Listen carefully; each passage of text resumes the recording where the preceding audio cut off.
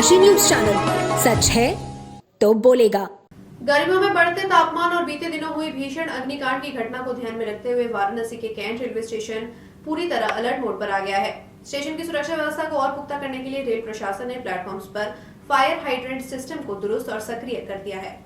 Station director अर्पित गुप्ता ने बताया कि हाल ही में एक ऐसी घटना हुई थी जिसमें करीब 202 पहिया वाहन जलकर खाक हो गए थे। इस घटना के बाद रेलवे प्रशासन ने आंतरिक समीक्षा करते हुए पाया कि आग से निपटने की तैयारियों में सुधार की आवश्यकता है। इसी कड़ी में प्लेटफॉर्म्स और ट्रैक के किनारे मौजूद फायर हाइड्रेंट लाइनों पर लगभग 20 नोडल पॉइंट्स पर फायर हाइड्रेंट नोजल्स लगाए गए हैं। स्टेशन डायरेक्टर ने बताया कि इन हाइड्रेंट्स की सबसे बड़ी विशेषता यह है कि इनमें 24 घंटे पानी की सप्लाई उपलब्ध रहती है। किसी भी आपात स्थिति में केवल क्रॉस लाइन जोड़कर आग पर त्वरित नियंत्रण पाया जा सकता है। प्लेटफॉर्म नंबर 1 से 9 तक 20 हाइड्रेंट नोडल्स का सफल परीक्षण किया गया।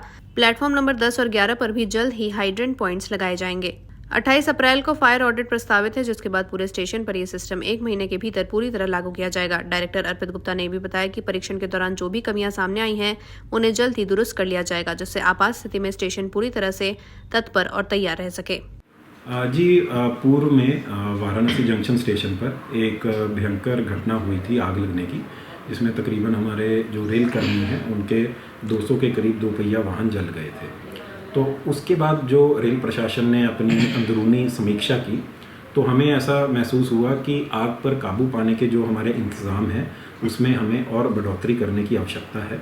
तो इसी कड़ी में जो हमारी मेन हाइड्रेंट लाइंस होती हैं, जो कि हर ट्रैक के किनारे जाती हैं, हर प्लेटफॉर्म पे मौजूद होती हैं, जिनमें पानी की 24 घंटे सप्लाई रहती है, तो हमने उन मेन हाइड्रेंट लाइंस पर हमने कुछ पॉइंट्स इंडिकेट किए और वहाँ पर हमने जो फायर हाइड्रेंट नोजल्स हैं वो हमने वहाँ लगवाए हैं। इसका फ़ायदा ये होगा कि कहीं पर अगर कोई भविष्य में ऐसी घटना लगती है तो हमारे पास एक फायर से आग से लड़ने का जो इंतज़ाम है वो मौजूद रहेगा।